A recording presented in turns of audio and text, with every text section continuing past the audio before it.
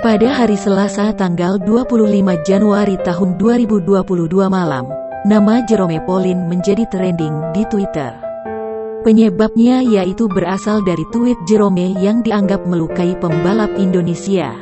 Ini berawal dari cuitan di hari Senin tanggal 24 Januari tahun 2022. Jerome bertanya apakah ada pembalap Indonesia yang mengikuti balapan internasional.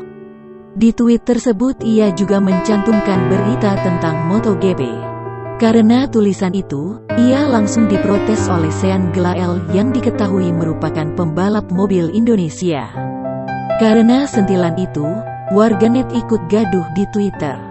Sean juga sempat menyebut di Instastory-nya Yabek berisi foto para pebalap Indonesia. Mengetahui respon ramai di Twitter, Jerome mengaku sudah menghubungi pebalap yang pernah berkecimpung di FIA World Endurance dan meminta maaf atas cuitannya.